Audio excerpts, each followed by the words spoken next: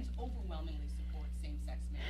What do you say to Republicans who voted against it that called this bill unnecessary or even misguided? Well, what is really even more curious is that there were 8 people who voted for it in its first form that we sent over to the Senate. What came back was more in their direction. It was not as strong as our original bill, although it's strong, but wasn't as strong as what we had. And you wonder why before the election they voted for it. Did they see that to be their advantage? And after the election, they voted against it. But we're so proud of this. America has always been about expanding freedom, always in our country, until the Dobbs decision.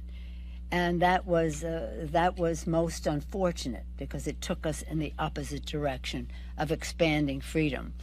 And also, the Justice was very clear in saying what he said would be at risk, and one of them was marriage equality.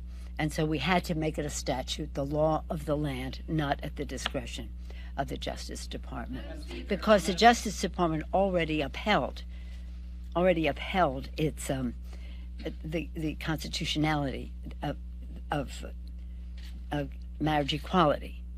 So now he was going to say we're going to revisit that, despite everything they've ever said about privacy in the Constitution and precedent in the court.